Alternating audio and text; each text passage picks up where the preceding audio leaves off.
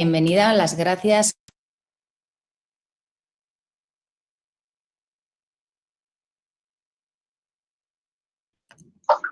No tengo ninguna duda. Es la ricura de eso. Está apagado tu micro. Listo. Sí, está apagado mi micro, acabo de ver. Bueno, pues muchas gracias a todas las empresas de la red que estáis el día de hoy acompañando. Se te apaga el micrófono. ¿Ahora? ¿Hola, hola? Ahí Ahora sí. Ahora sí. Bueno, pues nuevamente bienvenidos a todas las empresas que nos acompañáis el día de hoy. Esta es una primera plática de una serie de conferencias y webinars que queremos dar sobre temas que pueden ser relevantes para vosotros, para todos los tutores, sobre todo en el marco de esta contingencia que no sabemos hasta cuándo se va a extender, para poder contar con herramientas que permitan continuar con esta capacitación a distancia y robustecer sobre todo las habilidades de estos chicos a través de la adquisición de nuevas habilidades, ¿no? El día de hoy nos acompaña Carla Paniagua. Ella es coordinadora de estudios de futuro y directora de la especialidad en diseño del mañana de Centro, la Universidad de Diseño. Y ella nos va a hablar de un tema que consideramos fundamental, pero además muy disruptivo y muy acorde a lo que necesitamos el día de hoy. Nos va a hablar de los límites del porvenir, hablemos del futuro y de cómo llegar ahí. Sobre todo, nos va a enseñar un poquito cómo podemos ayudar a estos chicos a visualizar qué futuro quieren y qué es lo que tienen que hacer para llegar a donde quieren estar, ¿no? Y qué mejor que vosotros los tutores para acompañarles en este camino. Entonces, sin más, Carla, muchísimas gracias una vez más por estar aquí como te hemos comentado. Nos acompañan todos los tutores y los que operan el programa de jóvenes Construyendo el Futuro en las empresas de la red CC de Talento Aplicado. La verdad es una red increíble que empezó como digamos, una red de intercambio de mejores prácticas, pero la verdad aquí es una herramienta de desarrollo de fuerza laboral muy relevante. Entonces, sin más, te dejo la palabra para que nos ilustres sobre el futuro, por favor. Muchísimas gracias, Marta, por la invitación y al CCE por recibirme. Muchas gracias, tutores, por acompañarnos en esta sesión de trabajo. Tengo que advertirles que traigo más preguntas que respuestas.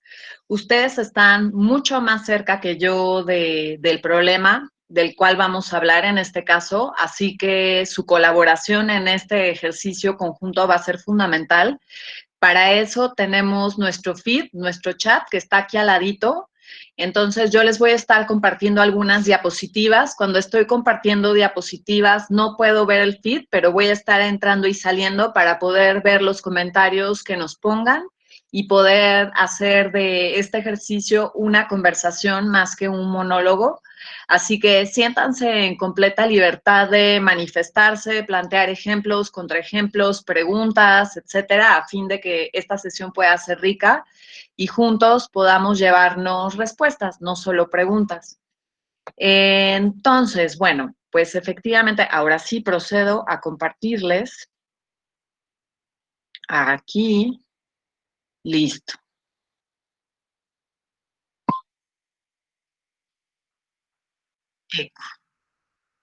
Entonces, bueno, como ha dicho Marta, esta sesión de trabajo, esta conversación se titula Los límites del porvenir. En realidad vamos a hablar del presente, pero en aras de hacer del futuro un tema de conversación y encontrar en el futuro una frontera para podernos inspirar y saber cómo atacar mejor lo que estamos enfrentando actualmente.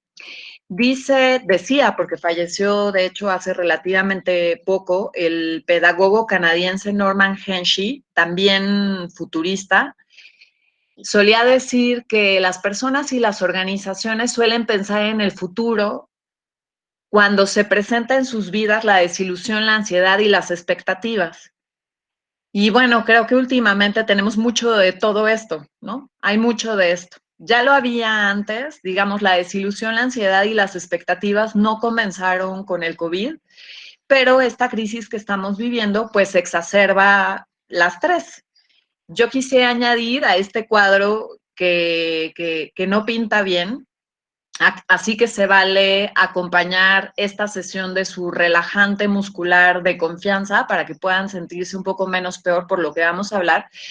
Yo quisiera poner sobre la mesa un problema adicional, que es el problema tremendo de la falta de curiosidad. Y este problema estaba sobre la mesa antes de la crisis del COVID. Y vamos a retomar también esto y a preguntarnos qué podemos hacer ante esta situación, porque ustedes como tutores lo ven todos los días, trabajan con este problema todos los días, y esto está directamente relacionado con el marasmo que estamos viviendo y con la situación que nos impide de alguna forma poder transitar, poder sobrepasar la crisis. Entonces tenemos que de alguna manera sentarnos un momento a reflexionar acerca de esto que está sucediendo para empezar a pensar en qué es lo que vamos a hacer a este respecto. Ian Leslie nos plantea en este libro que ven aquí, que les recomiendo muchísimo, que hay dos tipos de curiosidad. La curiosidad diversa, que es la curiosidad que tiene, digamos, esta curiosidad que nos tiene, por ejemplo, scrolleando en TikTok o en gatitos que curan tu depresión o en mapaches haciendo cosas o lo que sea que ustedes consulten cuando están buscando la muerte cerebral y no quieren pensar en nada. Entonces, cuando estamos buscando información sin un motivo aparente, estamos cultivando la curiosidad del primer tipo, la curiosidad diversa, que es la curiosidad que no tiene un propósito definido y que tiende a acumular información que se dispersa. Pero hay un segundo tipo de curiosidad, nos dice Leslie, que es la curiosidad epistémica. La curiosidad epistémica es producto de una brecha, del reconocimiento de algo que falta, de una información, de un dato, de un problema que se está presentando y que requiere una solución inmediata. La curiosidad epistémica, en sentido estricto, es el inicio de un proceso creativo y, en el mejor de los casos, el inicio de un proceso de innovación.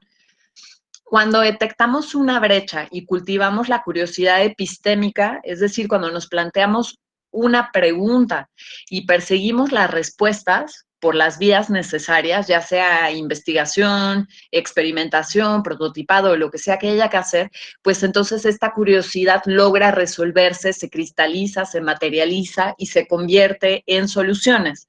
Se puede convertir en un bien cultural, en un poema, en una película, pero se puede convertir también en un invento, en una patente, en un sistema de innovación, en un nuevo producto, en un nuevo servicio, en la solución de un problema complejo, incluso. Y ahí es donde yo veo que ya desde hace unos años tenemos un problema galopante de pérdida de curiosidad por muchas razones. En buena medida, creo que una de las grandes razones es que estamos tendiendo mucho más a cultivar la otra curiosidad, la que no tiene una solución aparente, la curiosidad diversa. Y esta curiosidad diversa genera la sensación de posesión del conocimiento. Ahora, poseer el conocimiento no equivale, perdón, poseer la información no equivale a poseer conocimiento. La curiosidad epistémica es la que genera justamente conocimiento.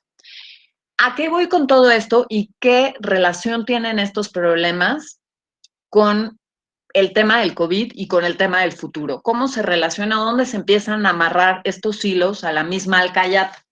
Pues hay una estrecha relación. Quisiera regresarme un segundo a la portada del libro de Leslie para que vean lo que dice el subtítulo. En el libro Curious dice, el deseo de saber y por qué tu futuro, espérenme un segundo, voy a dejar de compartir, por qué tu futuro depende de eso. ¿Ok? Lo que nos dice el Ian Leslie es que hay una relación estrecha entre la curiosidad y nuestra habilidad para detectar las señales de cambio. ¿Ok? Entonces, lo que estamos enfrentando actualmente, esta crisis colosal, esta crisis global, se relaciona, entre otras cosas, con nuestra incapacidad para entender el cambio. Los procesos de cambio pasan por saber detectar, olfatear las señales de cambio. Por lo tanto, desarrollar un espíritu curioso, permanentemente curioso, en términos de curiosidad epistémica, más que curiosidad diversa, está estrechamente relacionado con tener una habilidad de pensamiento prospectivo, de pensamiento anticipatorio y con tener habilidad para detectar el cambio. ¿Ok? regreso a la presentación. No regreso a la presentación, permítame un segundo. Es que esto no está nada sencillo. Ajá, ahora sí. Ok. Aquí entonces, listo. Entonces, por ejemplo, seguramente esto lo vieron en Twitter o lo vieron en Facebook, porque esto sucedió en abril de este año. Hubo todo un run en relación a este libro que publicaron Ruelas y Alonso Concheiro. Estos dos expertos en prospectiva, ambos mexicanos, ambos muy reconocidos, Antonio Alonso Concheiro, bueno, todo un baluarte de la prospectiva mexicana, Enrique Ruelas también. Enrique Ruelas hace futuros de la medicina y Antonio Alonso Concheiro, él es ingeniero eléctrico y hace futuros de muchas cosas. Ellos hicieron un libro hace una década donde incluyen, entre muchas otras cosas, porque es un tabique, un libro de 400 páginas, que incluye un parrafito que forma parte de un escenario de futuro, ¿okay? Que se anticipó una década. Estos son futuros de la salud para México 2050, pero quiero que se tomen un segundo para ver este pedacito que empezó a circular en redes sociales hace un mes, en relación a que estos expertos, junto con un montón de médicos que participaron en este ejercicio de futuros, vaticinaron, por decirlo así, que en el 2020 iba a haber una crisis de alta letalidad, una crisis por una pandemia debido a un virus de alta letalidad del que no existía cura conocida. Y entonces, bueno, lo que era escandaloso es que de alguna manera estos expertos habían logrado predecir el futuro. Fue así como esta información llegó a mis manos. Uno de mis colegas me dijo, oye, ¿tú sabes de esto? ¿Tú has oído hablar de esto? Y yo dije, pues mira qué curioso, porque justo a Enrique Ruelas no lo conozco en persona, sé quién es, pero sí conozco a Antonio Alonso Concheiro y pues ninguno de los dos son adivinos, en realidad se dedican a la prospectiva. Esto es, son expertos en lectura de señales, personas curiosas que se dedican a hacer diseño de futuros y que en este caso hicieron un ejercicio de futuros de la salud. Años más tarde, 2014, otro experto, él no dedicado a la prospectiva propiamente, sino editor científico dedicado a la ciencia ficción y al periodismo científico, Gerardo Cifuentes publicó en la revista muy interesante un artículo sobre las pandemias haciendo referencia específicamente a los coronavirus. 2014, ¿ok? No ayer, no hace 3 meses, 2014. Y ahora hay un reboot de este artículo que ha estado otra vez circulando en redes sociales debido a que, pues, resultó así como una noticia medio escandalosa el hecho de que esta información ya estaba circulando en redes desde hacía algunos años. Bueno, en redes y en puestos de periódicos, pues. Seguramente también ustedes vieron, ya lo habían visto hace unos años o lo vieron recientemente, vieron esta conferencia de TED donde Bill Gates habla específicamente de las pandemias, de los virus e incluso muestra una imagen que ahora me parece que todo el mundo reconoce, que presenta un coronavirus, y en esta charla TED, Bill Gates en el 2014 dijo que el enemigo en cuestión que debíamos enfrentar era justamente las pandemias o las crisis de salud para las cuales no estábamos preparados, ¿no? Y pues no es que Bill Gates sea divino, simplemente pues es una persona que tiene muchísima información y es un lector de señales. Y todo esto nos puede llevar a hacernos la pregunta de, bueno, ¿qué está pasando aquí? Tenemos un grupo de alquimistas, de adivinos, o de qué privilegios gozan, por qué personas tan diferentes que pertenecen a la misma logia secreta son de alguna manera conspiradores Illuminati, o cómo le hicieron para tener esta información. Sé que también otra pregunta debe ser, ¿por qué nadie hizo nada al respecto de esto? Supongo que cada quien hizo lo mejor que pudo con la información que tenía. Hay algunas explicaciones de por qué no pasó gran cosa, pero en todo caso sí queda muy claro que había información relativa a esto que estaba sucediendo desde hacía algunos años. Entonces, la gran pregunta que suelen hacerme al respecto de esto es, bueno, si había información, en realidad, ¿qué estaba pasando, no? O sea, ¿por qué nadie tomó ninguna decisión importante, ninguna decisión radical? ¿Por qué nadie hizo nada para evitar esta catástrofe? Hay muchas formas de explicar esto. creo. Y no quisiera concentrarme en esto, pero sí vamos a hablar un poco acerca de esto, porque no queremos que nos suceda de nuevo, aunque existen altas probabilidades de que suceda de nuevo. Dicho, estuve en una mesa con Enrique Ruelas la semana pasada y él decía, no es una locura plantear que en menos de una década se pueda volver a presentar una crisis como la que estamos viviendo, puesto que si sacamos las cuentas y observamos los patrones y vamos analizando cómo se han presentado las últimas crisis de pandemias alrededor del mundo, pues cada vez el ciclo es cada vez más corto. Entonces, no es que uno sea divino, es simplemente que al revisar los patrones podemos considerar altamente probable que una crisis como esta se vuelva a presentar. Por lo tanto, reflexionar acerca de lo que nos está sucediendo, de nuestra incapacidad para descifrar las señales y nuestra incapacidad para reaccionar frente a las señales, pues eso se vuelve altamente relevante. Al respecto de esto que les estoy diciendo, quisiera preguntar si tienen alguna pregunta, algún comentario, si alguien quiere añadir algo, un ejemplo, un contraejemplo, algún otro dato que yo no haya mencionado que ustedes consideren relevante. Pregunta para toda la audiencia. Somos 30 personas, así que podemos abrir micrófonos incluso si es necesario. No se preocupen, podemos perfectamente manejarlo.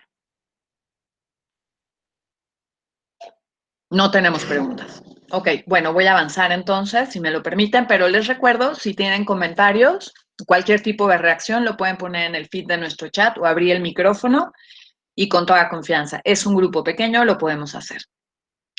Bueno, una posible respuesta acerca de lo que nos está pasando está en la literatura. Entonces, yo me iría a dos fuentes para comenzar. Una fuente, pues ya está cantada desde hace 50 años, El shock del futuro de Alvin Toffler, ¿no? Alvin Toffler nos dice que ante la velocidad del cambio, bueno, lo voy a parafrasear y creo que se va a revolcar en su tumba por lo que voy a decir, porque no fue exactamente eso lo que dijo, pero grosso modo, el shock del futuro es una patología, una condición del comportamiento colectivo que es producto, una suerte de marasmo que es producto de la velocidad con la que el cambio ocurre.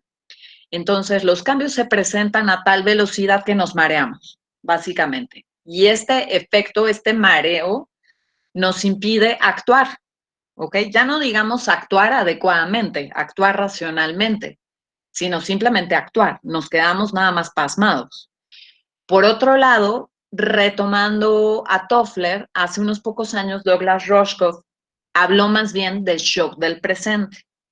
El shock del presente, pues es otra, digamos, como otra suerte, otro conjunto de patologías, otro conjunto de síndromes que tienen que ver con que vivimos una era, en la era de la información, vivimos muy amarrados al presente, aunque nuestro cerebro está diseñado para pensar a largo plazo, es decir, pensar de 10 años en adelante, mucho más hacia allá, vivimos un presente que nos demanda demasiado, que nos tiene atrapados, y entonces vivimos atrapados en la sensación de que todo está ocurriendo aquí, ahora, al mismo tiempo.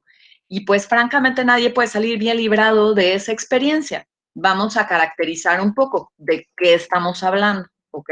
Aquí estoy juntando lo que dicen Toffler, Rushkoff y un par de cosas que he detectado yo. Entonces, digamos que esto es la caracterización de Toffler, Rushkoff y una pequeña adición de Paniagua.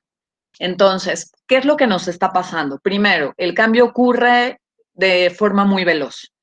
Por el otro lado, esta sensación, esta alta conectividad que vivimos en las ciudades, de ninguna manera me atrevo a decir que esta alta conectividad es una condición global. La mitad de la población mundial no tiene acceso a Internet y no debemos perder de vista esto. O sea, esto es representativo solo de una parte del mundo que está altamente conectada y que se concentra sobre todo en las ciudades. Las personas con alta conectividad que tienen datos permanentemente, que utilizan teléfonos inteligentes, viven cierta angustia cognitiva y eso deriva en una necesidad de recompensa inmediata.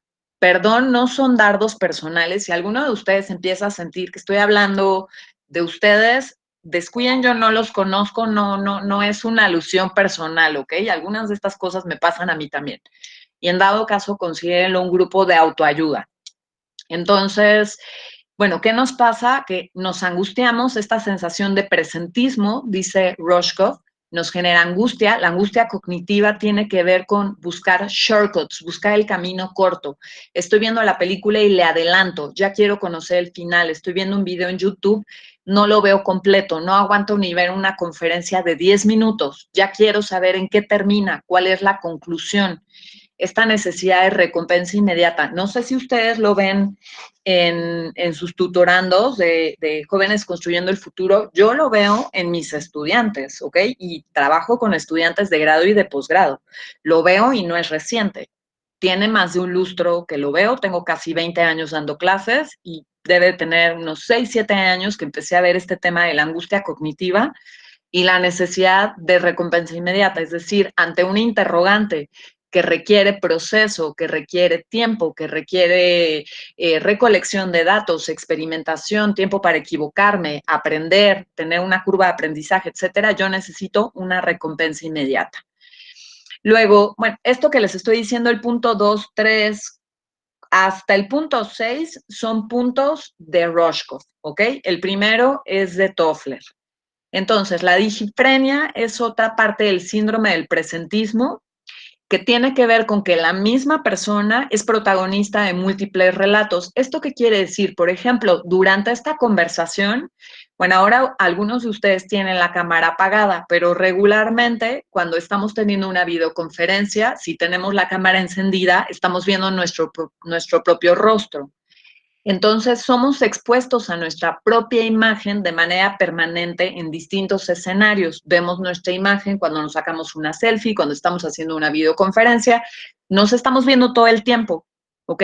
La misma persona es protagonista de múltiples relatos y eso genera confusión. O sea, el cerebro no sale bien librado de eso. Aunque tenemos un cerebro que es una super máquina que puede procesar una cantidad brutal de información, pues sí es un cambio importante en relación a la manera en la que nos hemos venido relacionando con nuestro propio ser en los últimos años.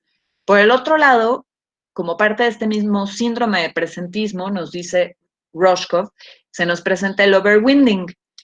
¿Esto qué quiere decir? Nos enfrentamos a una compresión temporal que se vuelve totalmente ilógica. No sé si a ustedes les pasa o si incluso ustedes lo han hecho. O sea, no sé si han sido víctimas del overwinding o si ustedes han ejercido el overwinding. ¿Con qué tiene que ver esto? Con que la gente te pregunta si cierto proceso se puede hacer en menos tiempo. Entonces tú dices, yo me tardo en hacer este proceso tantos días. ¿No lo puedes hacer antes? Yo me tardo en hacerte este informe una semana. ¿No me lo podrás tener antes? Es que, ¿sabes qué? Yo me tardo en procesarte estos datos un mes. ¿Sabes qué? Es que los necesito antes. Lo necesito para ayer, decimos. Como si realmente la retroactividad del tiempo fuera factible. Y entonces esta expresión de para ayer, este llamado ilógico, se empieza a volver una suerte de realidad y eso, pues dice Roshkov, lo que hace es derretirnos la materia gris, básicamente volvernos un poco locos, porque el cerebro sabe que el tiempo no es reversible, pero nosotros insistimos en la compresión temporal, ¿ok? Está por el otro lado la fractalnoia, que esto es, vivimos en realidades alternas que trastocan nuestra lógica, ¿no? Entonces nuestro cerebro forma parte de experiencias donde nosotros cambiamos el fondo de una imagen digital y estamos en otro lado, o no sé, con un editor de fotografías podemos ser otra persona, cambiarnos la cara, cambiar nuestra voz. Entonces eso genera un trastocamiento lógico que nos dificulta la detección de patrones lógicos, ¿ok? Y que también nos va, a la postre, nos va derritiendo la materia gris. Y finalmente, para que terminemos de ponernos tristes, nos dice Roshkov, bueno, básicamente vivimos en una era de apocalipto. Es decir, ante esta ansiedad, ante esta angustia cognitiva que vivimos y esta velocidad del cambio, pues hay quienes más bien empiezan a anhelar una solución final. ¿De qué estoy hablando? Una solución final en términos de decir ya, que llegue el meteorito, ya que se acabe este desastre, yo ya no puedo con tanta ansiedad, me quiero bajar de este tren y no sé cómo bajar la velocidad, ¿ok? Porque no depende de mí, yo quiero ir más lento, pero no puedo. Yo quiero entregar las cosas con su debido tiempo, pero no me dejan. Yo quiero hacer las tareas con el tiempo que tiene que ser, pero me las piden para ayer y pues no puedo vivir ayer, ¿ok? Yo solo puedo vivir hacia adelante porque el tiempo no puede ir hacia atrás, etcétera. Y lo que les decía, también se presenta un problema de falso sentido de completud, producto de cultivar la curiosidad diversa en lugar de la curiosidad epistémica. No quiero decir que la curiosidad diversa no se deba cultivar, pero no se debe confundir con la curiosidad que deriva en productos creativos. Bueno, ¿qué pasa con todo esto? Porque sí está canijo, lo que estamos viendo está canijo y se relaciona con la plástica del cambio. Esto que les estoy presentando aquí es de Godet y Osbeckam, de Hassan Osbeckam, y ellos lo que dicen es que nosotros frente al cambio tenemos de 4 aguas. Frente al cambio, sea cual sea, pero pensemos en cambios significativos como los que estamos viviendo en esta era, tenemos 4 posibilidades. Tú puedes ser, bueno, quisiera aclarar, ninguna de estas posibilidades es una mejor que otra, ¿ok? No son grados, no hay grados, todas tienen su lugar, su momento, su razón, todas son necesarias para sobrevivir, pero todas tienen su lógica, ¿ok? El problema es cuando te quedas pegado con una en particular. Y ustedes detectarán, estos no son perfiles de personalidad, todos tenemos potencialmente la capacidad de tener cualquiera de estas actitudes, pero dependiendo de tu personalidad y tu estilo de vida puede ser, o de la cultura tribal en la empresa, puede ser que se cultive una en lugar de otra, ¿ok?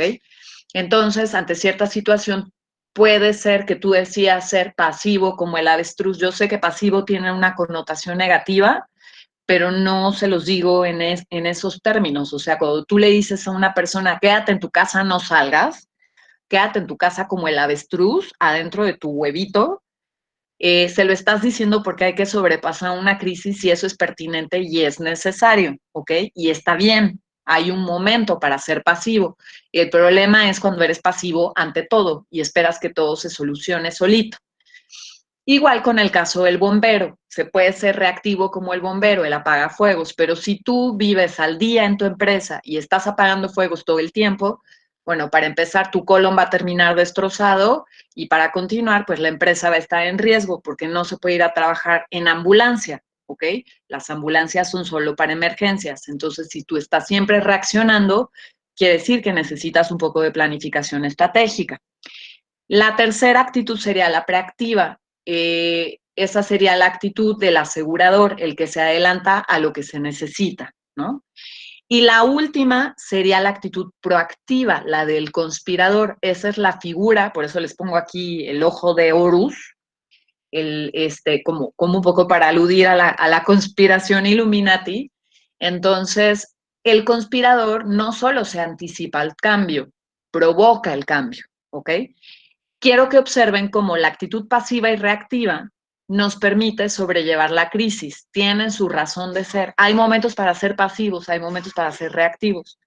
Mientras que la actitud preactiva y proactiva permiten el crecimiento. Y hay momentos también para eso. El diseño de futuros trabajan sobre todo en el desarrollo de las actitudes preactiva y proactiva, pero sí quisiera poner el acento en que las 4 se necesitan. Quisiera preguntarle si hasta aquí vamos bien. Hola, hola.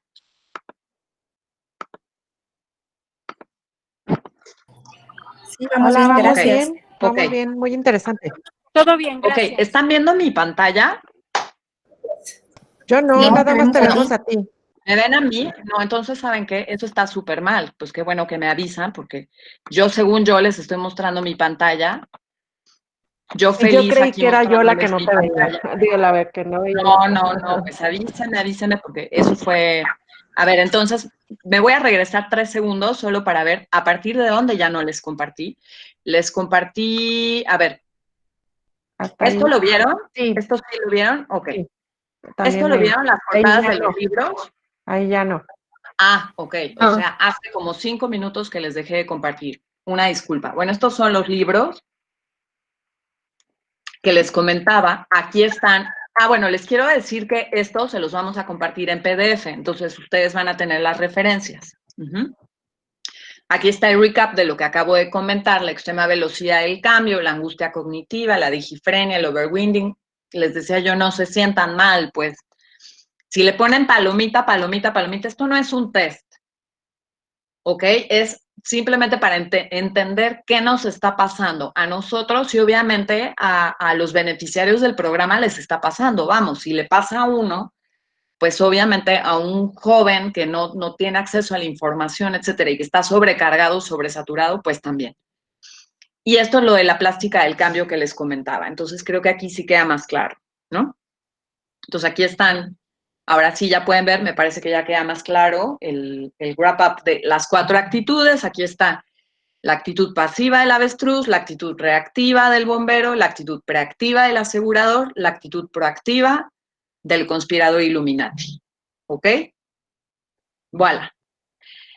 Todo esto, bueno, esta palabra está muy de moda y estoy segura de que muchas y muchos de ustedes la han visto mentar recientemente, la han visto, la han escuchado.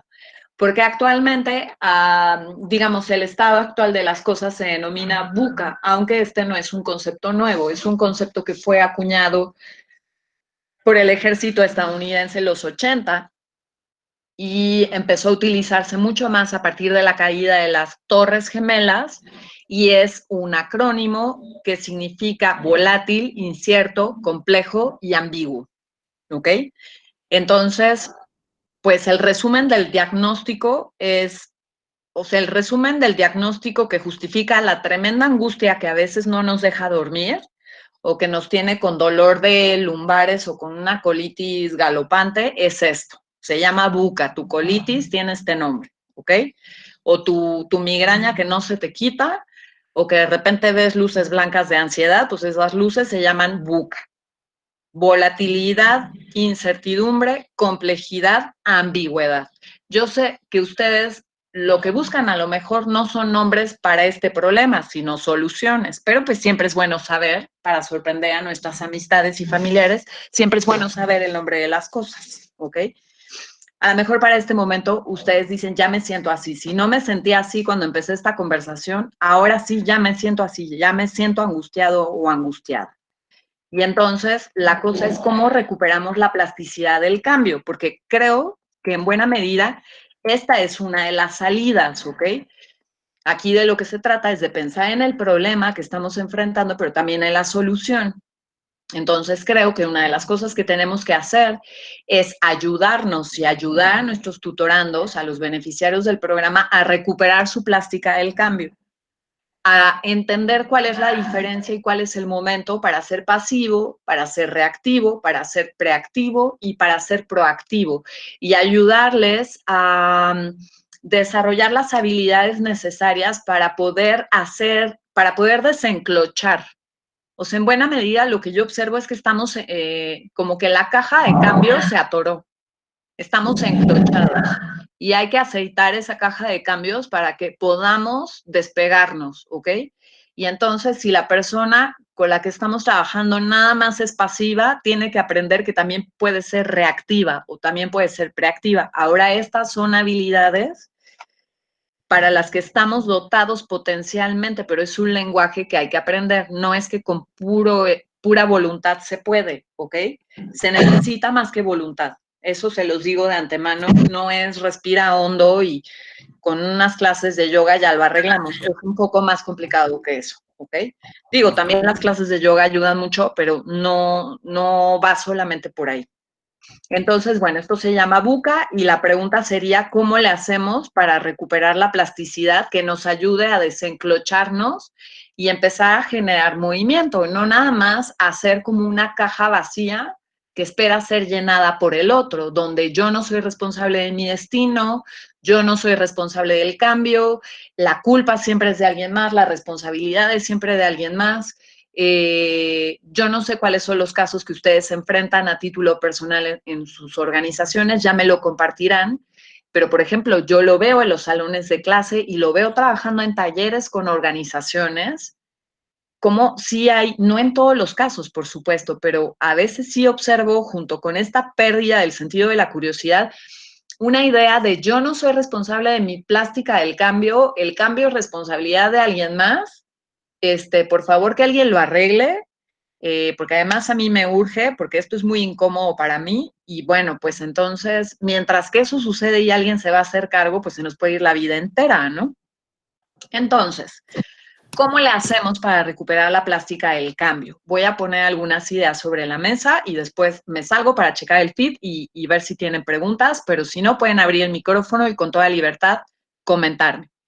Entonces, fíjense bien. Primero, ¿qué tenemos que tener claro? En el futuro no hay hechos. Y eso creo que es una gran noticia. Esto que les estoy presentando es una visualización del principio cero de los hechos acerca del futuro. ¿Esto qué implica? En realidad los cambios son solamente, en realidad los hechos existen solamente en el pasado, ¿ok? En este momento, cada segundo se va convirtiendo en pasado. Mientras hablo y mientras ustedes comparten su tiempo conmigo, este segundo que acaba de pasar, pues ya se convirtió en pasado. Ya no puedo hacer nada al respecto de este segundo que acaba de pasar y de este otro y de este otro, puesto que hay irretroactividad en el paso del tiempo. ¿Eso qué quiere decir? Que frente a mí, o sea, el futuro es todo lo que no ha sucedido. Y además, en los estudios de futuros, pues el futuro se considera a partir del siguiente segundo y de 10 años en adelante, ¿no? Ese sería el largo plazo. Pero entonces, en el futuro está todo por hacer. No hay hechos acerca del futuro. Y eso, pues puede sonar terrible, depende de cómo te lo tomes. Yo he escuchado a gente que recientemente me dice, ay Carla, me siento muy mal, siento que no hay futuro. Y yo digo, pues qué bueno que te des cuenta, el futuro no existe en sentido estricto, es una evocación colectiva, pero no tendría por qué ser una mala noticia. Quiere decir que en el futuro está todo por hacerse. Y por otra parte, lo correcto sería hablar de futuros en plural, no como una entidad singular. Esto que están viendo aquí es el cono de futuros de Joseph Boros, inspirado en las ideas de futuros de Henry, del autor que mencionaba hace un rato, que nos habla de cuáles son las motivaciones para pensar en el futuro. Piensen que esto que ven aquí es como la proyección de una linterna. Entonces, en el extremo de la linterna, en la punta del cono, hay condiciones, esta es la coyuntura, ¿no? El aquí y el ahora. Nosotros encerrados en nuestras casas en el COVID. Bueno, quienes podemos hacerlo, ¿no? Porque sabemos que no todo el mundo está en esa situación. Y piensan que sobre estas condiciones estamos proyectando una luz que nos permite pensar en qué pasaría si todo saliera bien, si todo saliera mal, si sucediera algo muy loco y muy inesperado, que esas son las wild cards. Y esas historias que vamos sintetizando acerca de los escenarios posibles, pues es lo que se considera como futuros, escenarios futuros. Por eso lo correcto sería hablar de futuros en plural, son evocaciones acerca de lo que podría pasar con base en condiciones del presente. Estos ejercicios de futuros se hacen con esquemas muy específicos, no crean que son así como a puro brainstorming de vamos a imaginarnos juntos qué podría pasar, hay procedimientos muy específicos. Este es como una síntesis de un método genérico, se hace un análisis de las condiciones actuales, un análisis de señales, un análisis de tendencias, se aplica un análisis prospectivo, se generan escenarios o algún otro tipo de output y después se tiene que diseñar una estrategia. Antes de pasar a lo siguiente, que es mi meme del megalodonte, voy a checar rápidamente el feed. Ok, veo que no tienen dudas, comentarios. Bueno, inquietudes, ¿algo les mueve? O cuando yo hablo del presentismo o del shock del futuro o de la pérdida de curiosidad, alguna de ustedes les resuena? ¿Ustedes han visto esto con los jóvenes con los que trabajan o lo han visto en sus propias personas? Como que se dan cuenta o ustedes consideran que son personas muy curiosas, que sí, su curiosidad epistémica está en perfecta salud, su clutch para el cambio funciona muy bien, cambian de pasivo a reactivo, proactivo, preactivo sin problema, o sea, todo bien, o detectan alguna cosa de lo que les dije, algo les resuena, así como de yo tengo eso, a mí me pasa eso, o yo he visto eso en mis tutorandos.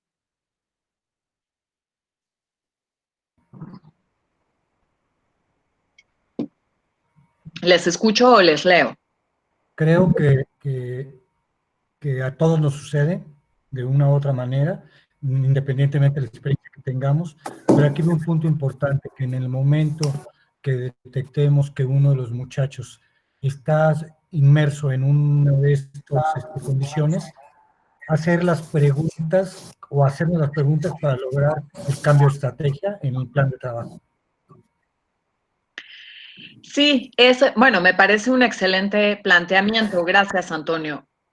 Seguramente yo asumo que alguien del grupo te va a decir, Antonio, no manches, a mí no me pasa, no hables por mí. O sea que, quién sabe, a lo mejor alguien te va a decir, yo soy la excepción a la regla, pero sí puede ser que a más de uno le esté sucediendo o lo hayan atestiguado. Y entiendo que la pregunta es, cuando yo vea esta situación, ¿cómo le hago, no? ¿Qué hago frente a él? Yo veo que alguien está enclochado, ¿cómo le hago para sacarlo de allí? Y eso me gustaría que fueran, digamos, cuando saquemos conclusiones de esta conversación, sí me gustaría que hagamos un wrap-up con recomendaciones de qué se puede hacer para ayudar a los jóvenes del programa a desenclochar.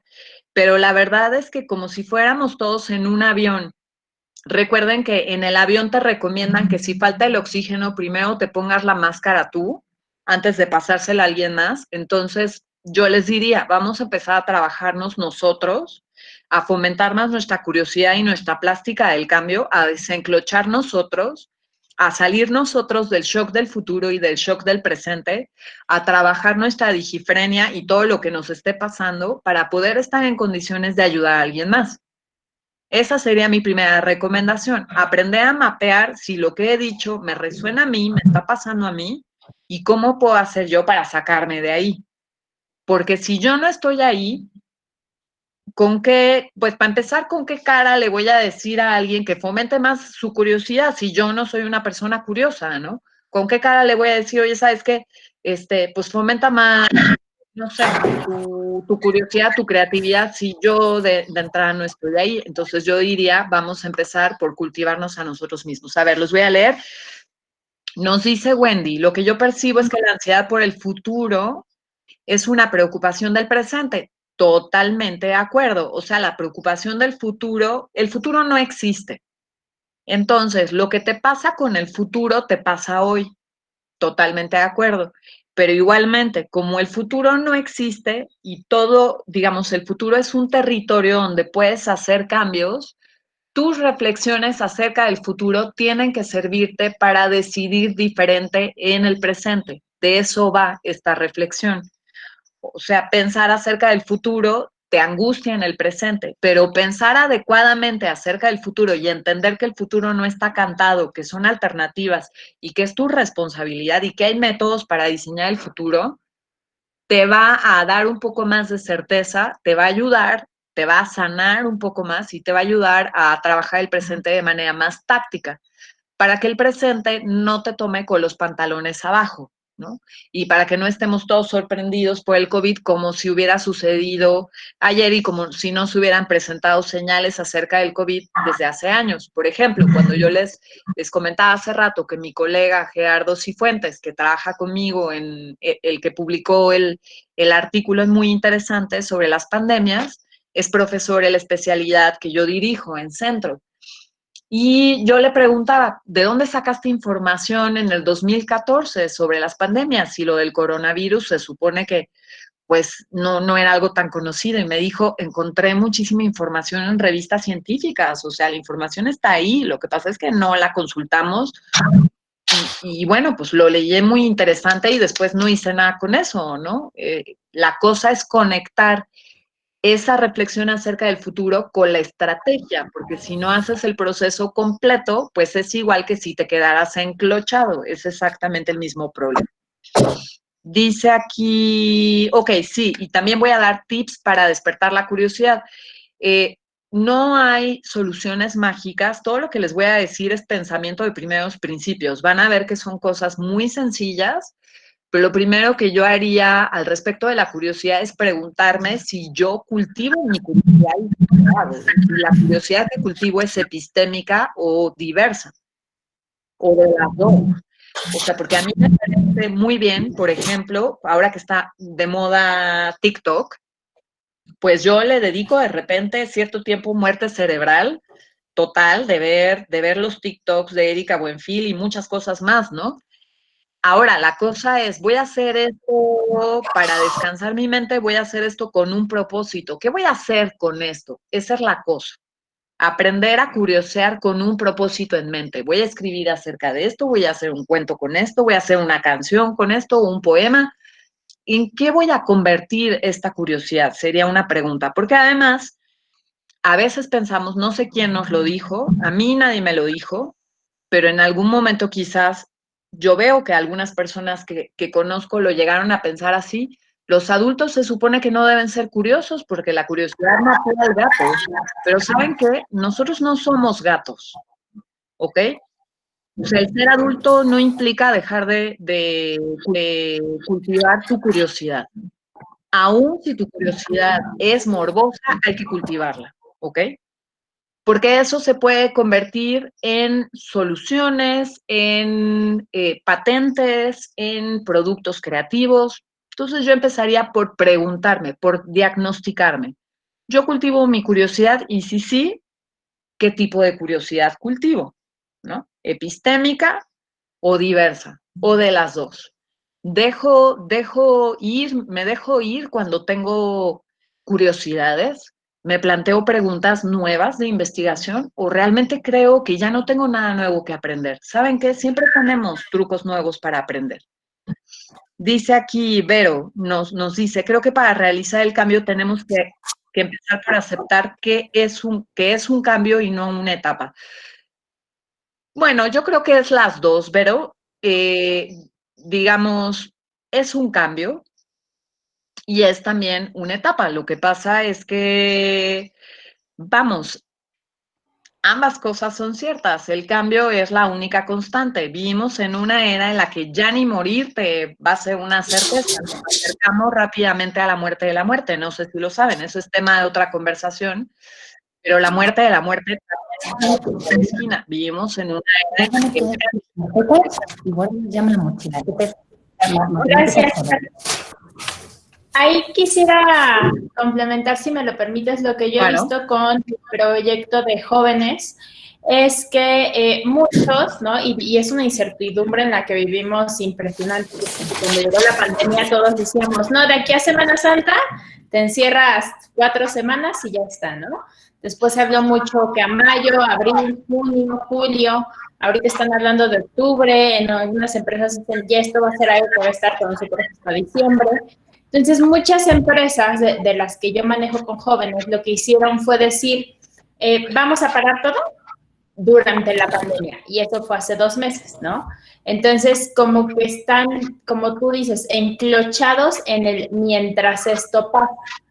Pero cada vez vemos que es mucho más difícil o mucho más tardado que esto pase y que realmente más bien tenemos que encontrar ok, ya que esto está pasando, ¿cómo podemos reaccionar ante estos cambios para no regresar como no puedo hacer las cosas como antes de esto, me voy a poner en pausa, sino decir, bueno, mientras esto pasa, ¿cómo puedo hacer las cosas diferentes? Que es creo que lo que tú hablabas, ¿no? De desenclocharnos un poco. Claro.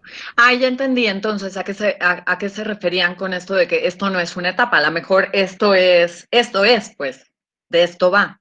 Y entonces, exacto, ¿cómo le hago si esta es la nueva realidad? Exacto. Claro, mi vida no se puede detener porque estoy esperando a que el mundo se arregle para volver a salir. Ya te entendí. Exacto. Y eso yo lo veo mucho con mis jóvenes y también lo veo mucho con personas con discapacidad. Cuando les llega una discapacidad a su vida nueva, dicen, bueno, cuando vuelva a caminar, cuando me operen, cuando me arregle, digamos, ¿no?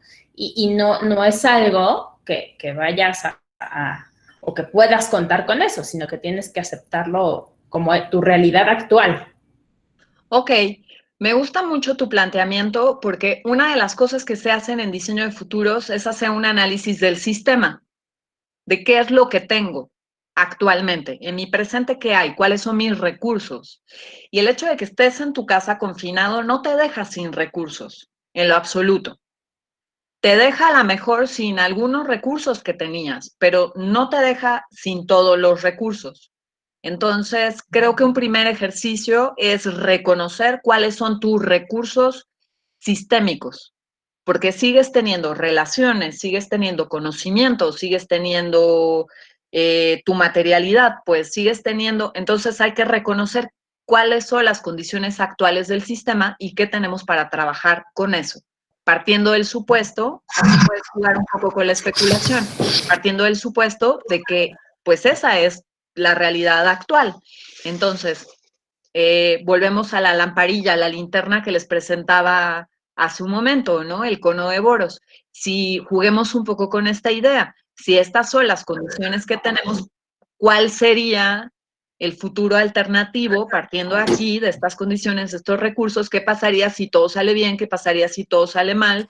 ¿Qué es lo más extraño y peculiar que podría suceder? Estos juegos de especulación nos pueden permitir mirar puntos ciegos que de otra forma no miraríamos. Y creo que el ejercicio es muy valioso. O sea, plantearnos seriamente la idea de que esto no es un estadio pasajero, sino que esto podría ser la nueva realidad de los próximos años y ver qué pasa con eso. Bueno, muy valiosas las aportaciones, voy a retomar este ejercicio de reconocer lo que hay en el sistema. Y ahora sí voy a tener la precaución de primero compartir la pantalla antes de lanzarme como el loro a contarles cosas.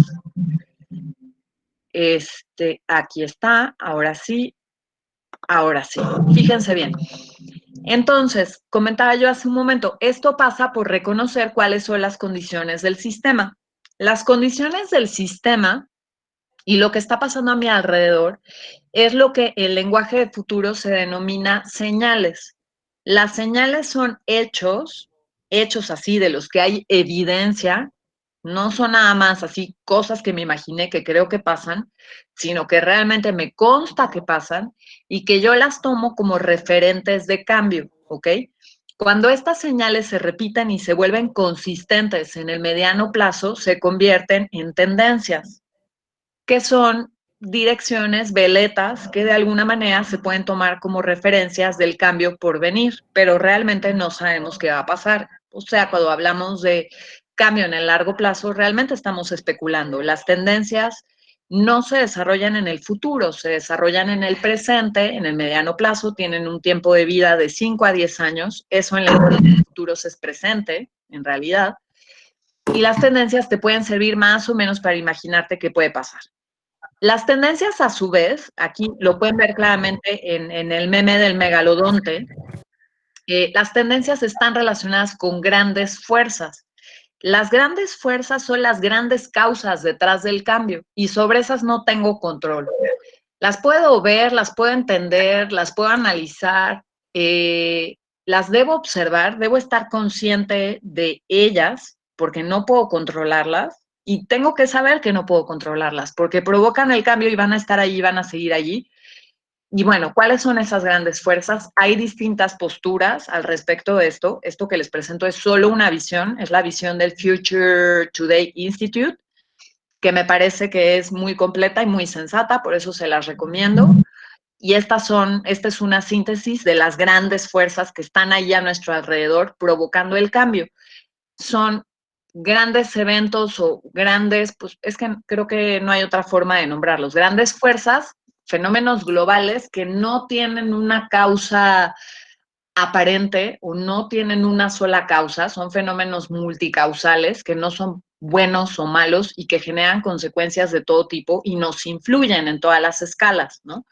Y aquí están la distribución de la riqueza, la educación, la infraestructura, el gobierno, la geopolítica, la economía, la salud pública, la demografía, el ambiente, los medios de comunicación, todos atravesados por la tecnología, ¿ok? Entonces, una persona que sabe leer señales, que sabe, digamos, que quiere preparar su mente para desenclocharse, es una persona que no solo cultiva su curiosidad diversa, sino que se mantiene al pendiente de las grandes fuerzas. Yo me acuerdo que cuando estaba en la universidad, en la carrera de comunicación en la UAM, todos los días tenía examen de las noticias y entonces yo acostumbraba a leer el periódico diario. Actualmente escucho la radio todas las mañanas para enterarme de lo que está pasando, pero también me entero de lo que está sucediendo de otras formas. ¿Por qué? Porque tenemos que estar al pendiente de las grandes fuerzas, no para ser paranoicos, sino para estar atentos, justamente. Entonces, bueno, les decía, las grandes fuerzas, están las señales, las grandes fuerzas, las tendencias que suelen ilustrarse con una curva S, como la que tenemos aquí, pero la verdad es que no todas las tendencias describen esta curva de adopción. O sea, hay tendencias que van para arriba, para abajo, y otra vez para arriba, que tienen un tiempo de vida que describe otra curva, pero en general las tendencias, pues sí, suelen vivir de 5 a 10 años y también de esas hay que estar atentos. Las tendencias suelen representarse así, con nombres que sintetizan cierto comportamiento. Estas, por ejemplo, son las tendencias de ALA, de la Asociación Americana de Bibliotecas, pero hay muchas colecciones de tendencias y nosotros mismos podemos sintetizar tendencias con el método adecuado. Creo que el método más conocido alrededor del mundo es PEST, que funciona muy bien y se puede aprender, no es física nuclear, está muy fácil y es se puede convertir en un hábito. Frente a las tendencias, ¿qué hay que hacer? Pues no todas las tendencias están ahí para que las adoptemos. Estas son las artes marciales mixtas de las tendencias, ¿ok? Entonces, frente a una tendencia, yo puedo simplemente observarla. Esa sería una posible actitud, la actitud de observar. Observar, pero fíjense bien, como observar con las rodillas semiflexionadas por si hay que correr, ¿ok? Esa es una actitud frente a las tendencias. Otra actitud frente a las tendencias es tomarla por completo. Si viene una tendencia que puede ser una oportunidad para mi negocio, para mi persona, para mi familia, pues la puedo tomar así de plano. Oigan, fíjense que el e-commerce le sirve a mi negocio, pues esta tendencia yo la hago mía, me apropio de ella, o no sé, por ejemplo, el reparto en drones, que a lo mejor en México no funciona por el problema que tenemos de inseguridad, pero el reparto de mercancía en drones funciona en otros países y lo puedo tomar perfectamente, ¿no? Hay tendencias que más bien tengo que esquivar si estoy en posibilidades de hacerlo. Si viene hacia mí como un rinoceronte que viene corriendo en mi dirección, pues a lo mejor yo lo que tengo que hacer es echarme a correr. Y finalmente esta última actitud, que no es tan fácil de cultivar, se dice fácil, pero no está tan fácil hacerlo, que es no solamente mirarla o tomarla o correr, sino provocar la tendencia. Hay estudiantes que a veces me preguntan, bueno, ¿cómo hago esto? Y yo digo, pues primero tienes que dedicarte un buen rato a estudiar la lógica de las tendencias antes de estar en posibilidades de provocar una, porque eso tiene que ver con que la gente te siga, no nada más con que seas muy inteligente, ¿no? Andrea, Tito, pero tienes que decir a papá si nos llevas, si no nos llevan no podemos ir. ¿Perdón? ¿Perdón? ¿Hay preguntas o comentarios al respecto de esto? Ok, bueno, entonces voy a continuar, no se preocupen, ya casi acabo. O sí, preocúpense, no sé, como lo quieran ver. A ver. Bueno, entonces les decía, cultivar un espíritu que nos permita desenclocharnos, pues pasa por aprender a leer las señales, que para eso hay métodos, aprender a leer y a utilizar las tendencias, que la información sobre las tendencias está en Internet, pero no solo en Internet. Hay que aprender a trabajar, a hacer trabajo de proximidad. ¿Y qué es lo que pasa cuando no sabemos descifrar esta información? Pues lo que nos está pasando. Esto es lo que pasa, en resumen, esto es lo que pasa. Si no aprendemos a descifrar las señales y las tendencias, nos volvemos vulnerables a la disrupción. Nosotros como individuos y las organizaciones también. Y si no, vean todo lo que está pasando actualmente con el COVID, la alta disrupción que se está presentando en sector primario, por ejemplo, pero también observen cómo la misma situación está haciendo que ciertas empresas con ciertas características despeguen y se capitalicen, ¿no?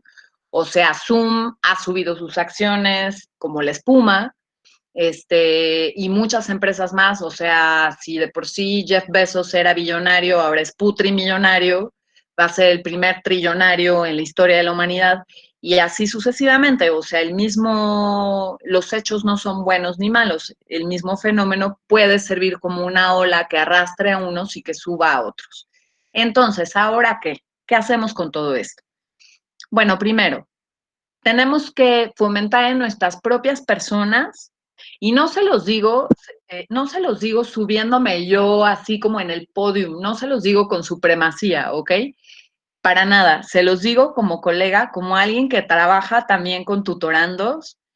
Yo formo a personas, a líderes organizacionales, a estudiantes de posgrado, y actualmente colaboro con la Secretaría de Educación Pública en el programa de innovación de Microsoft, y estoy a cargo de un grupo de 2.500 estudiantes como Sherpa Digital, y tengo estudiantes de licenciatura a nivel nacional que tienen severos problemas para conectarse a Internet. Ya no hablemos de para formular preguntas complejas, hacer una investigación, no, para conectarse a Internet. O sea, tenemos problemas de que a mitad de una sesión de trabajo se meten los puercos porque nuestro estudiante está haciendo un gran esfuerzo para conectarse a Internet desde la ranchería en la que está, pues.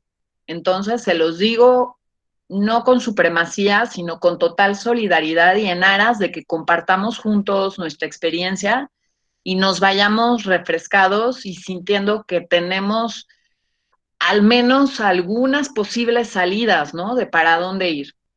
Entonces, hay que cultivar el pensamiento de primeros principios, porque vivimos en la era de sobreinformación, y la información en sí misma no está bien o mal, todo depende de qué haces con ella. La información no es conocimiento.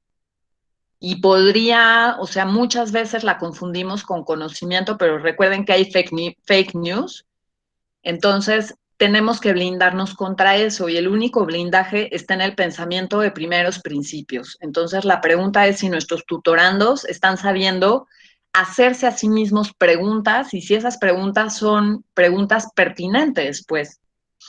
Si nosotros los empujamos a que se planteen preguntas, y si les hacemos sentir la confianza suficiente para que se atrevan a responder esas preguntas, para que contacten con su curiosidad y se atrevan a explorar esa brecha, ¿no? Se atrevan a explorar esa curiosidad, ese apetito, y hagan lo que tengan que hacer. Ahora, eso para las organizaciones implica paciencia, implica, acuérdense del overwhelming, de esta cosa de que pedimos todo para ayer. Y pues a veces resolver la curiosidad y a veces resolver, digamos, conformar un pensamiento autocrítico toma tiempo. Eso no es de un día para otro. La gente se tiene que equivocar, se tiene que tropezar para contactar su curiosidad, para contactar su creatividad. Eso implica procesos, implica destinar recursos, destinar tiempo, destinar infraestructura y estar dispuesto a que la gente se equivoque. Ideal si se equivocan de forma temprana, pues. Eso es lo deseable.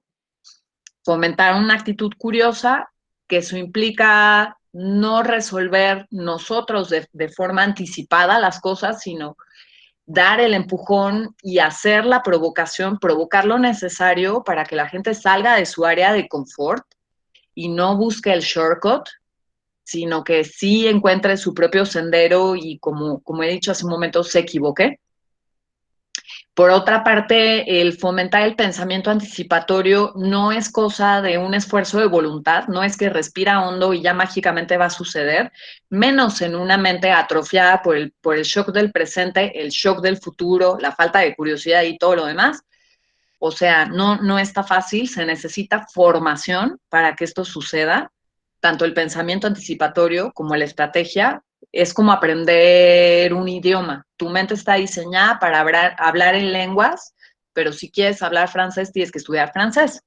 Y para algunos será más fácil y para otros más difícil, pero tienes que aprender las reglas, pues. Esto que les voy a decir de la calistenia, el ridículo y el error, creo que es de las cosas más difíciles para la cultura mexicana, porque le tenemos un pánico horroroso a hacer el ridículo y a cometer errores. O sea, se dice fácil y según esto nosotros nos reímos de todo, pero creo que a la hora de la hora, cuando hablamos de negocios, no somos tan buenos con eso. Y entonces, ¿de qué se trata? De aprender a abrir un margen de maniobra para que la gente pueda reírse de sí misma, pueda formular ideas ridículas sin que éstas sean sancionadas, pueda explorarlas. No es que la primera estupidez que se nos ocurra siempre va a ser una genialidad, pero a veces las ideas que se le ocurren a la gente son simplemente anticipadas a su tiempo y necesitan un poco más de cocción. Entonces, esa idea que hoy nos parece ridícula, pues mañana podría convertirse en una patente y esa idea necesita un ecosistema apropiado para poder florecer.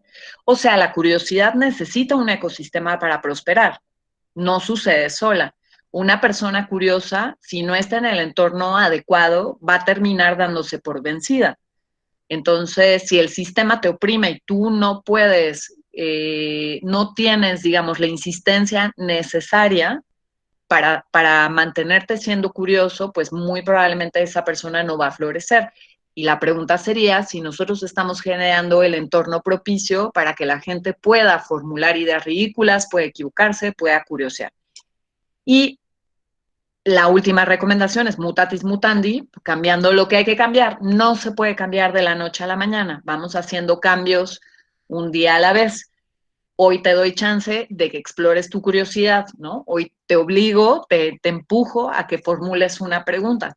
Yo lo veo con mis estudiantes que me dicen, no entiendo nada. Bueno, haz un esfuerzo por formular una pregunta, pues. No me digas, no entiendo nada. Si formulas una pregunta de esta anomia total, de esta confusión en la que no entiendes nada y no sabemos ni siquiera por dónde empezar, cuando logras formular una pregunta, ahí ya vamos viendo un caminito de solución. Entonces, ¿de qué se ha tratado todo esto? Pues empecé planteándoles una serie de problemas, ¿no?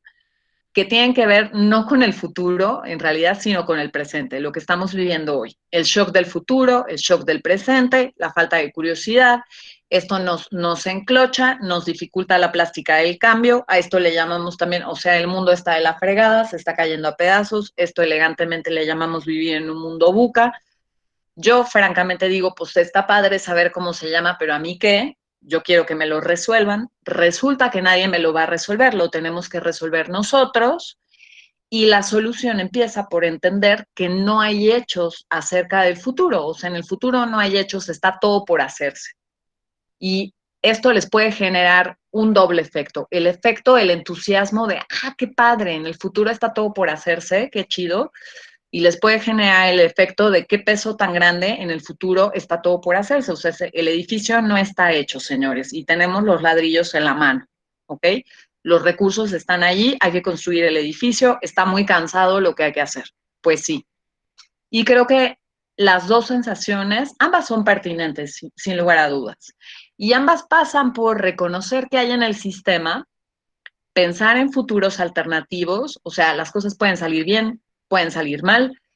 Puedo también, un ejercicio que para mí siempre es pertinente es preguntarme qué podría pasar si yo sigo decidiendo igual frente a las mismas condiciones. Porque estos problemas que yo veo hoy, con el tiempo se van a exacerbar. Si yo decido igual, ¿esto a dónde me va a llevar? Y el desenlace de la historia casi nunca es feliz, tengo que decirlo, cuando nos planteamos este tipo de ejercicios. La prospectiva nos ofrece algunas soluciones, hay ejercicios que se pueden hacer en 1 hora, en 2, en 3, hay especialidades que se pueden hacer, hay cursos en línea que se pueden hacer. En todo caso, sí hay un entrenamiento que la mente tiene que tener, no es un mero ejercicio de voluntad, ¿ok? No es, como les decía, nada más como que respira hondo y con unos cuencos tibetanos maravillosos que te voy a prestar, con eso alarmas. Es un poco más que eso. Yo les puedo recomendar con mucho gusto literatura a la que pueden acudir para empezar, porque sí tenemos que documentarnos y entrenar a nuestra mente para obtener resultados diferentes. Este tipo de ejercicios pasan por aprender a detectar señales, descifrar tendencias, entender las grandes fuerzas. Y bueno, pues ahora estamos con las recomendaciones que nos vamos a hacer. Entonces, antes de hacernos recomendaciones, voy a leer el feed para ver qué comentarios nos hemos hecho. Ok, ¿qué ejercicios, prácticas o métodos? Gracias, Ruth, por la pregunta. ¿Qué ejercicios, prácticas o métodos nos recomiendas para leer estas señales? Miren, un ejercicio que yo recomiendo o sea, el método más común para analizar tendencias es el acrónimo PESCLE. Se los pongo aquí y déjenme ponerles un link.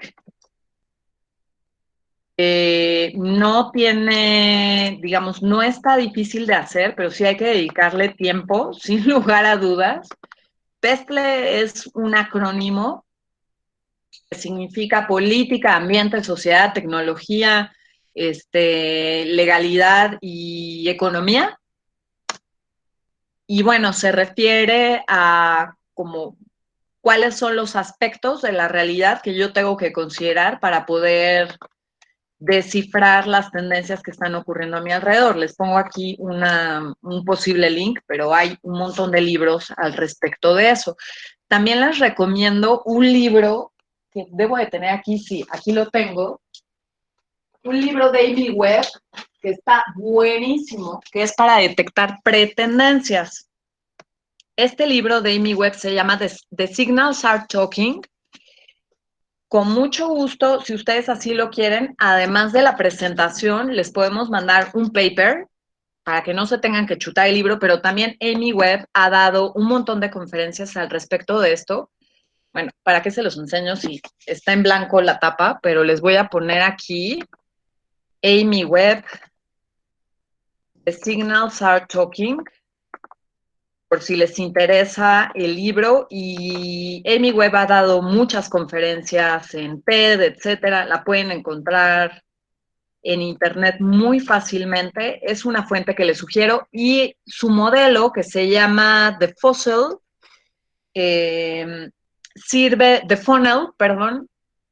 y específicamente el acrónimo CIPHER, sirve para detectar, para saber analizar pretendencias. Cuando tú estás haciendo observaciones de proximidad, estás observando qué está pasando con el comportamiento de la gente. Este acrónimo te sirve para aprender a traducir eso que está pasando, esas contradicciones, esas inflexiones, esos comportamientos que a ti te pueden parecer erráticos, extraños, irracionales, pueden ser portadores de futuros, pueden ser señales. Lo que dice Amy Webb, gran recomendación, es que el comportamiento tabú de hoy es el mainstream de mañana. Eso quiere decir que nosotros como tutores tenemos que aflojar el cuerpo y a lo mejor atacarnos un poco menos con ciertas cosas que vemos hoy que nos infartan y que decimos, Dios santo, las sales, no puedo creer que esté pasando esto. Pues esas cosas que pasan hoy son a lo mejor como pequeñas señales del comportamiento dominante del día de mañana, ¿ok? Entonces yo diría como mostrarme un poco más abierto y más curioso ante qué es lo que está pasando y ahí les va. Aquí les va una pregunta reina que a mí me libera, pero cañón, que es cuando mis tutorandos se están portando de una forma muy rara, que yo no, de plano, a mí me tienen harta, ¿no? Así como que los veo y digo, los quiero matar. O sea, ¿qué pasa con esta gente? La pregunta reina que viene de la antropología simbólica es esta. ¿Y este comportamiento qué significa? Es una pregunta muy bella de Clifford Geertz. La fuente, si les interesa específicamente sobre esto, Clifford Geertz, la interpretación de las culturas. Lo que nos dice Geertz es muy radical y a lo mejor no les va a gustar lo que les voy a decir. Va a ser incómodo, se los anticipo, va a ser muy incómodo. Lo que dice Clifford Geertz es que el comportamiento que observamos es normal. Puede ser inapropiado, ilegal, inmoral, tabú, extraño, tú no lo harías, a ti no te parece, tú no lo apruebas, te incomoda, pero es normal. Normal en el sentido de que es norma. Los humanos no actuamos en solitario nunca. El comportamiento de uno siempre es representativo de más de uno. Y ese comportamiento puede ser portador de cambio. No estoy diciendo que esté correcto, ¿ok? Yo no estoy juzgando. Esta no es una plática de la Liga de la Decencia, ¿ok? Mi pronunciamiento es desde la antropología anticipatoria. Entonces yo estoy hablando de comportamiento y pensamiento de futuros. El comportamiento que yo veo hoy y que me suena raro y me perturba puede ser portador de cambio. Entonces, lo que tengo que hacer es observar el patrón, ver si se repite en el tiempo y preguntarme qué significa. Y eso, primero, me libera, ¿ok? Y segundo, me sirve para entender para dónde va la cosa. Sirve como una veleta, como una señal para navegar mejor, ¿ok? Entonces, yo creo que nosotros, como personas que formamos a gente, que tenemos a otros individuos bajo nuestra responsabilidad, que no son nuestros hijos, pero contribuimos a conformarlos como seres humanos. Acuérdense que no nacemos siendo humanos, sino que otros humanos nos enseñan a ser humanos. Pues nosotros estamos también pegando ladrillos en ese edificio, ¿ok? A lo mejor es un mosaico veneciano el que tú estás poniendo, es muy chiquito, pero forma parte de ese edificio. Tú estás poniendo un mosaico en esa persona. Al no juzgarla y más bien preguntarte qué significa su comportamiento, le estás ayudando y te estás ayudando, ¿ok? No le estás juzgando, te estás preguntando si esto es portador de futuros, te estás preguntando esto qué significa, cómo puedo ayudar a fomentar esta curiosidad, cómo puedo convertir este comportamiento que parece extraño, cómo le puedo dar un propósito, cómo lo puedo asociar con un bien cultural. ¿Cómo lo puedo convertir en una idea? ¿Cómo lo puedo materializar? Yo creo que esas son preguntas que tenemos que hacernos. Y sé que lo último que ustedes quieren es que yo les dé más trabajo. Pero si buscamos respuestas, pues sí nos va a implicar más trabajo, temo decirles. O sea, siempre malas noticias para nosotros, ¿verdad? Yo sé que no es eso, nosotros queremos cierto alivio, no se los doy, lamento decirles que la vida es así. Dice aquí, ¿qué me recomiendas, Valeria? Gracias. ¿Qué me recomiendas para trabajar con mi equipo? El tipo de solicitudes que nos realizan con prioridad. Ya sé, todo es para ayer. Todo es para ayer. Valeria, no sé qué decirte porque a mí me pasa lo mismo. A mí me pasa lo mismo. O sea, todas las solicitudes son para ayer, pero lo que yo hago, bueno, en la medida de lo posible, pues lo resuelvo. Pero ustedes y yo sabemos que no se pueden hacer las cosas para ayer porque ayer ya pasó. Entonces, y retroactividad del tiempo, decir que las cosas son para ayer es una metáfora. Yo procuro estar en campaña en términos de hacerle saber a la gente que hay ciertos procesos que toman tiempo y que si el resultado ha de valer la pena, no va a estar para ayer, va a tomar un poco más. Y entonces procuro ser consistente. Cuando puedo, pues, y sin ser cargosa, pero sí procuro estar en campaña. Y también procuro ser paciente con las personas que están a mi cargo en el trabajo y con mis estudiantes, en el sentido de decir, bueno, por la misma empatía que yo espero con las personas que me piden respuestas, pues esa misma empatía yo se la aplico a las personas a las que yo les pido respuestas, ¿no? Sí pregunto cuánto tiempo crees que te va a tomar, etcétera, y sí procuro no pedir las cosas para ayer, porque eso, repito, a la larga provoca un problema de lógica en el cerebro. Porque el cerebro, pues sí entiende que no es posible hacer las cosas para ayer, ¿no? ¿Qué más? Déjenme ver, bueno, ya estamos por terminar. Quisiera saber si hay comentarios finales antes de que nos despidamos. Comentarios, recomendaciones, necesidades, manifestaciones, quejas, sugerencias. Miren, si tienen inquietudes a nivel personal o quieren bibliografía, con todo gusto me pueden contactar aquí. Este es mi correo electrónico. Este es mi Twitter. Aquí también pueden hacer públicas sus quejas o sugerencias al respecto de esta charla. Esta es mi cuenta de Twitter. Aquí me pueden encontrar. Me va a encantar saber de ustedes. Por favor, si tienen oportunidad de trabajar estas ideas con sus tutorandos, háganlo. Tenemos una tremenda responsabilidad, pero es también una tremenda oportunidad. Este asunto de que estamos construyendo el futuro no es una metáfora, ¿ok? El futuro se construye, nosotros vivimos en el futuro que alguien más construyó y no nos preguntó, ¿ok? Entonces, nosotros ahora estamos construyendo el futuro de alguien más. Y eso no es algo menor. O sea, a veces lo perdemos de vista, pero no es algo menor. Es una tremenda oportunidad. Marta. No, pues si no hay más comentarios, preguntas y dudas, no sé si Carla quieras profundizar en algo más. Ya nos hemos pasado un poquito del tiempo, no hay un tiempo límite, es súper interesante, creo que nos ha servido a todos una vez más.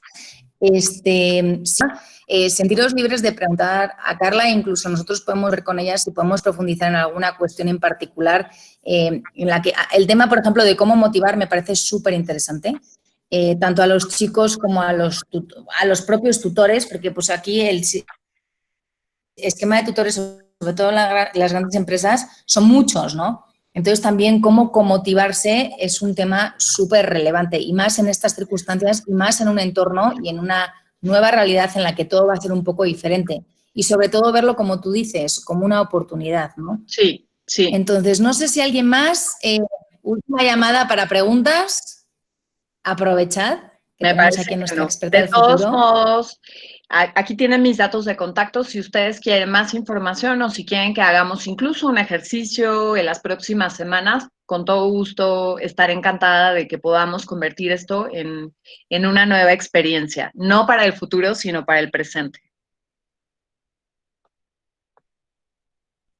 Pues muchísimas gracias, Carla, por ser nuestra primera protagonista de la serie de webinars para los tutores. Un placer, como siempre, escucharte. Y muchas gracias a todos por conectaros.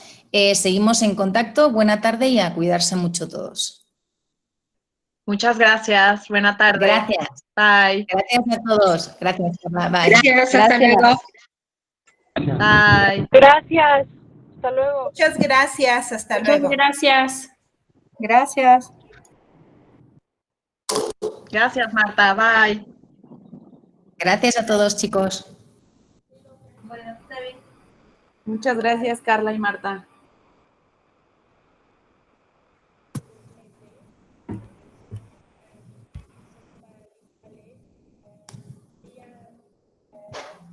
Hasta luego, gracias. Adiós, gracias.